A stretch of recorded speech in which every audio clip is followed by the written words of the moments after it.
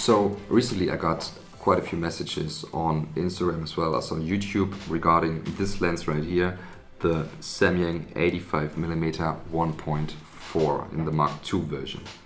So I thought I could as well just use this opportunity to upload my first video here on YouTube and to make a short review about my practical experience with this lens. So I don't want to go into detail too much with lots of charts or anything.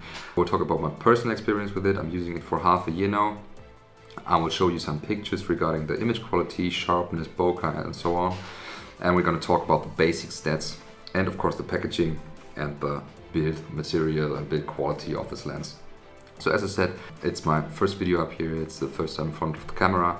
If you like, you could help me out with just commenting the video, give me some feedback, what I can do better, what I can improve on. If you like the video, if I could actually answer you some questions, consider a subscription of the channel and just let me know what you think about it. So let's start right off with the build quality and the packaging.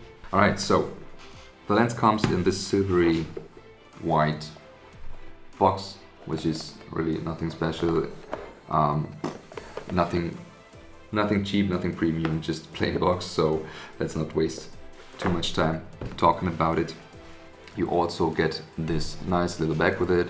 I personally do not use it and I wouldn't need it, but it can be a nice gimmick, I think, if you're carrying around your lens somewhere or if you're not using it much, so it gets some extra protection. But I wouldn't need it, but it's nice.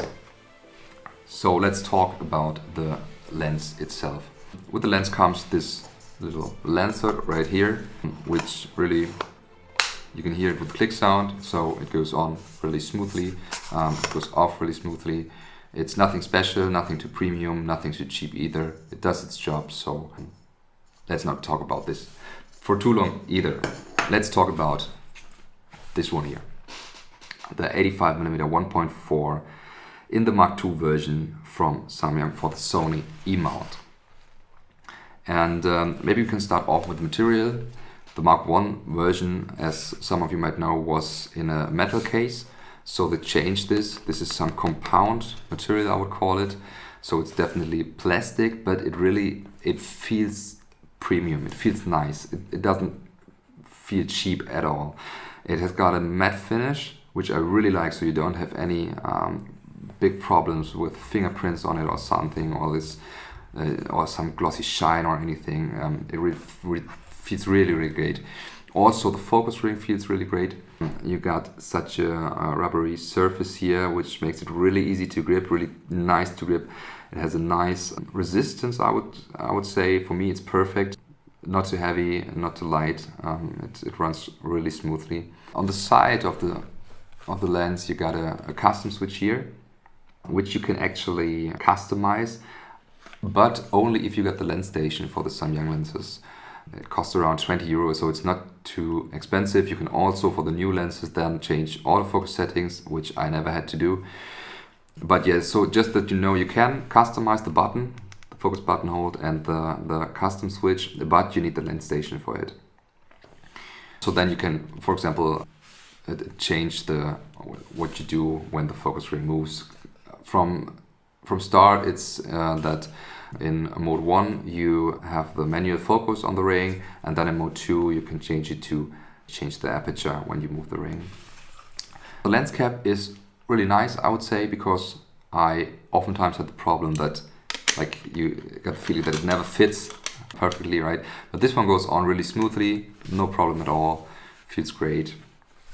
And yeah, so all in all, it has a really premium touch to it. It feels really good and it's a lot of fun to touch it and to shoot with it when it's on the camera. So let's talk about the basic technical specs of this lens. So first of all, the price, I looked it up here in Germany right now. You can get it for 669 euro brand new. I actually bought it in a kind of a warehouse deal half a year ago for around 620 euro. So I bought it used, which I didn't regret at all. By the way, you can absolutely buy used lenses if you know what you're looking for, and if you buy from a serious merchant. So comparing the price to other lenses in this class, we can maybe talk about the Sigma 85mm 1.4, which comes at around €1,000. Then of course also the Sony G-Master, which comes at around €1,500 here in Germany. So this is actually almost half the price of the Sigma and a third of the price of the Sony. Almost, which is a huge difference. Another very important aspect is, for me, is the weight of the lens. So this lens comes in at 509 grams, which is about 30 grams lighter than the Mark 1 version. Comparing it again to the Sigma and the Sony, the Sigma is at around 630 or 40 grams, so around 100, more than 100 grams heavier. And the Sony G-Master is even heavier with around 830 grams. And let me tell you, it makes a huge difference whether you got a lens with 510 grams or 830 grams.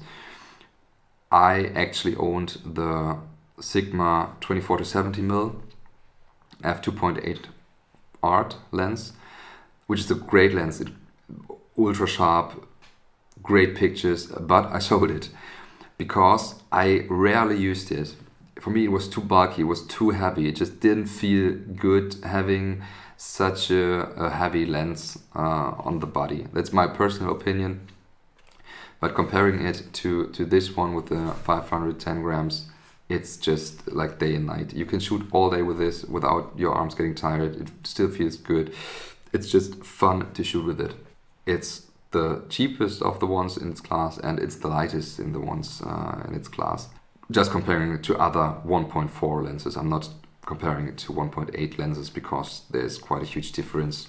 That would be unfair. Aperture goes from 1.4 to f16, even though I never use it in that range because, let's be honest, you buy such a lens for the bokeh, you want to set the focus on the subject and get a nice blurry background. So I almost always use it wide open, somewhere between 1.4 and then maybe maximum 2.8, 3.2, maybe sometimes 4.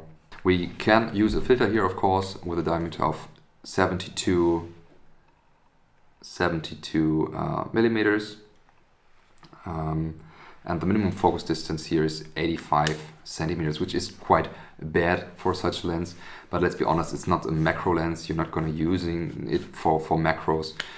And with an 85mm, you're not going to be on your subject like 80 centimeters away. That would be like this. And then with 85, you would like literally only see the eye and the nose or something. I can show you some pictures here. I actually use it for some semi-macro shots, I would say. So I like to just sometimes when I'm going out shooting, to shoot just little flowers or sticks and stones, or just if I see something special. And then if you crop a little in, it gives some really interesting look just because of this great bokeh at 1.4, which we're going to talk about later. So you can check them out for yourself. So you can kind of do macro shots, but of course it's not a macro lens. All right, let's talk about the image quality of this lens. Maybe we can start off with talking about the sharpness. I know there are some people who stated in other reviews and comments that the sharpness of this lens open at 1.4 is not really great and it's a little bit soft.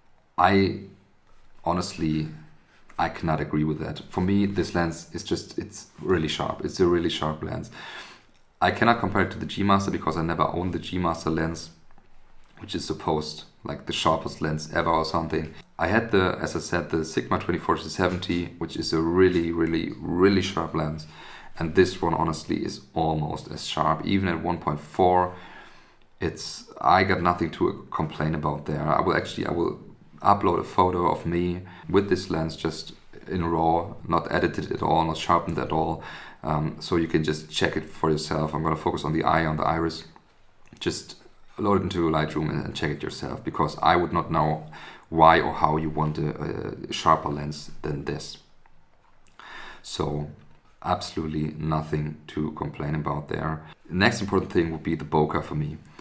Because why would I buy a 1.4 lens? Of course, for the bokeh, I want to set the focus on the subject.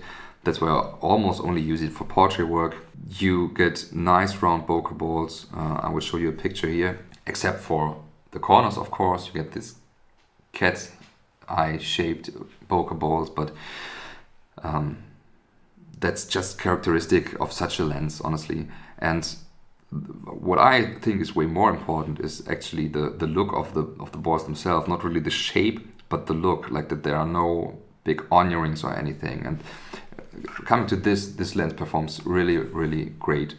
I think the bokeh is awesome. It's creamy, it's nice, it's soft, it has a little swirl effect, so which gives it like a little bit of a vintage look. And I'm absolutely happy with the bokeh, and this was one of the main reasons I actually bought this lens. Also, colors, the colors of this lens, the rendering of this lens is absolutely great. I love its unique look. Nothing to complain about here. One of the most discussed points of this lens would be the autofocus, I think. Because some people were really unhappy with the autofocus. They said they can't get one sharp picture with this lens. The autofocus missed always. The only thing I can explain that is that maybe Samyang really has a problem with the quality there, that sometimes you have a lens where it's just not great, but I never had any problems with the autofocus on this lens. Of course, it's not a sport lens, but I use it for portraits. I also use it for shooting, doing dog photo shootings, which you can actually see in my short videos. I used this lens there, and I had the dog running straight towards me, a small dog, a very fast dog, let me tell you. And even at that critical situations, I got out of 10 pictures, I would say I got at least 5 to 6 that were good, which is really, really good for such a lens, I would say, which really isn't supposed to be a sporty lens. I'm using this on the Sony α7 Mark IV, by the way, which is a great combo, lots of fun to shoot with it. And on normal portrait work, I rarely ever have a picture out of focus. One issue I experienced though was when a person I'm taking pictures of is wearing glasses. So sometimes, rarely, the focus would then be on the body of the glasses instead of the iris of the eye. I'm not sure whether this is the problem of the lens or the camera body, but I should mention it. It was, as I said, it's pretty rare, but it happened. So this was the only negative thing that I experienced with the autofocus. Last thing I want to talk about is flares. So this lens has actually some flares. If you take pictures against the source of light or the sun, you get some flares, but I think they kind of look special. Let me say it like this. This lens makes it easy to include them and make them look like you did them on purpose, so that they actually are part of the image. I think they look really great. I can also show you here some pictures. I love them. I think it gives the pictures a unique look. So for me, it's not a problem. For others, it might be a problem. But I actually like the look of them. So no problem here for me. All right, so conclusion. The Samyang 85mm 1.4. Can I recommend it? Absolutely. This is one of my favorite lenses if it comes to overall performance. Because for me, I know, of course, everybody has other priorities. For me, one of the most important things is the complete experience of me shooting with a lens. So if I put a lens on the camera body and I'm going out with it and I'm taking off the lens cap, I just feel it. Like, I actually just enjoy shooting with this lens. You get sharp pictures, you get a nice creamy bokeh. The feel of this lens in your hand when you got it on the camera body, it feels like it belongs there. Like, it's absolutely made for the Sony cameras. It just belongs there. It's just a great combo. Also with the red ring, of course, it's a little bit stolen maybe from Canon, but design-wise and feeling-wise and the whole composition just fits. So, and that's one of the most important things for me, that I actually enjoy shooting with a lens. And of course, the output is also very important. So I cannot tell anything negative about it here. So you get great pictures with it. You will enjoy shooting with it. You get a nice price. You get a nice weight. So for me, this is the absolute winner when it comes to value for money. And as you might have noticed, I became kind of like a Samyang fanboy with their new lenses. Really, they made such a huge improvement, and I actually like them that much that I don't know if you can see it right up here. So I also own the 50mm 1.4 Mark II and the 135mm 1.8. So if you liked this video, if I actually could answer you some questions about this lens, then just leave me a comment if you would be interested to also see a short review about the other two lenses, which I would be more than happy to do, and I can show pictures there as well.